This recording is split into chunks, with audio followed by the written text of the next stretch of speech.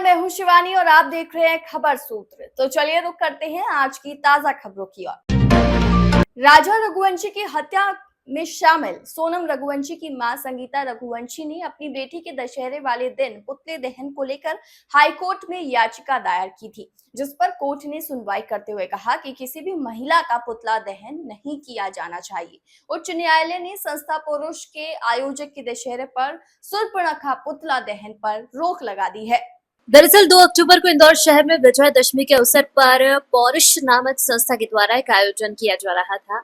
उस आयोजन के तहत विजयादशमी दशहरा के अवसर पर इस बार रावण की जगह सोनम रघुवंशी और कुछ अन्य महिलाओं के पुतले के दहन का आयोजन किया जाना था। इस आयोजन पर सोनम रघुवंशी की मां संगीता रघुवंशी ने आपत्ति व्यक्त करते हुए अधिवक्ता के माध्यम से मध्य प्रदेश उच्च न्यायालय खंडपीठ इंदौर में एक रिट याचिका दायर की गई। याचिका में अधिवक्ता जेनिथ छबलानी ने न्यायालय के समक्ष तर्क रखे, जो आयोजन हो रहा है यह आयोजन पूरी तरह से और संवैधानिक होकर याचिकाकर्ता जो सोनम रघुवंशी की मां है, उनके पिता, उनके परिवारजन के संवैधानिक एवं उनके व्यक्तिगत मौलिक अधिकारों का सीधा हनन है। इस पर उच्च न्यायालय ने Indore collector, Indore police commissioner और जो संबंधित क्षेत्र के थाना प्रभारी है उनको सख्त निर्देश दिए कि इस प्रकार का कोई भी आयोजन किसी संस्था या इंदौर शहर में किसी भी अन्य संस्था के द्वारा आयोजित नहीं किया जाना चाहिए। वहीं पुलिस ने बताया कि संस्था द्वारा खजराना थाने में एक आवेदन दिया गया था, जिसमें पुलिस ने संस्था को कहा कि रावण दहन जो कि पारंपरिक तरीके से होता है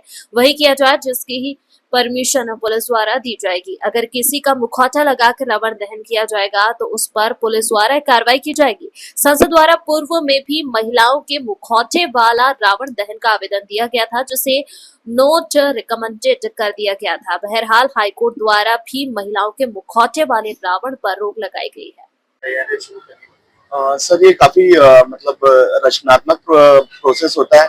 पिछले 2 महीने से तैयारियां स्टार्ट हो जाती हैं, बाहर के भी ऑर्डर आते हैं, देवास वगैरह सभी जगह के स्ट्रक्चर रेडी होता है, काफी पहले से प्लानिंग होती है, कुछ बड़ी जगह पे ऑर्डर भी पहले से मिल जाते हैं, तो श्योर रहते हैं कि वहाँ पे ऑर्डर मिलता है और बाहर का स्ट्रक्चर वगैरह, फेस वगैरह सभी कुछ प्रोवाइड करते हैं हम लोग। ऐसा भी सुनने में आया कि इस तरीके के रेडीमेड रावण का चलन इंदौर से शुरू हुआ। जी बिल्कुल सर, इंदौर से ही शुरू हुआ। आज और देखते हैं हम तो दूसरे अदर सिटी में भी जा रहे हैं, फेस वगैरह हमारे स्ट्रक्चर बन जाता है।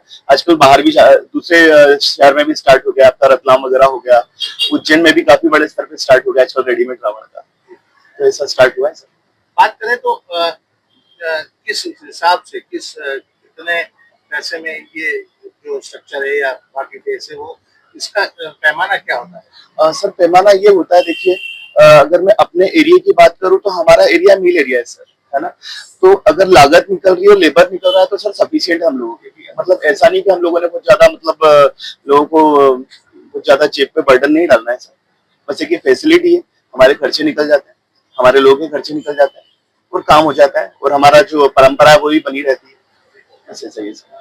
बात करें आजकल के बच्चे तो मोबाइल में लगे हुए, पहले बच्चे रावण पहले खुद बनाते थे सर। अगर मैं अपनी बात करूं तो मैं पिछले 15 से 20 दिन पहले स्टार्ट कर देता था, बांस जुगाड़ने लग जाता था, सारी चीज कलेक्ट करने लग जाता था। पर ये बात है आजकल चीजें रेडीमेड की तरफ जा रही है। अगर मैं कहूँ AI वाला फैक्टर हमारे रेडीमेड रावण में भी आ गया तो गलत नहीं हो गया। वो कहीं ना कहीं पे बच्चे आजकल सारी चीजें रेडीमेड ही ढूंढने लगे हैं, तो ये चीज है थोड़ा सोचने वाली बात है। पहले बच्चे खुद तार वगैरह खुद अपना अरेंज करते थे, अपनी कुछ चीजें ढूंढते थे, पर आजकल ये है कि ठीक है, थोड़ा सा रचनात्मक वाला फैक्टर खत्म हो गया बच्चों में। रावण का जो सेलिंग होता है या जो बिक्री होती है वो फिट के हिसाब से होती है क्या? सर फिट के हिसाब से रहती है, फिर उसका जो चेस्ट वगैरह रहता है, कितना हेल्दी रावण आप बनाने वाले हैं, फिर उसकी हाइट पे डिपेंड करता है। सपोज अगर रावण पतला बना दिया हमने तो उसका एक अलग रेट रहता है, अगर हमने मोटा रावण बनाया पर उसकी हाइट कम है तो उसका एक अलग रेट रहता है सर। आपका नाम बताइए। सर मैं दीपक जारवाल हूँ। देखिए थाना खजराना में इनके द्वारा एक आवेदन दिया गया था, लेकिन थाना खजराना के द्वारा इसमें अभी फिलहाल नॉट रिकमेंड कर दिया गया है। इसमें जो पारंपरिक तरीके से जो रावण दहन होता है वही उसी की परमिशन मिलेगी।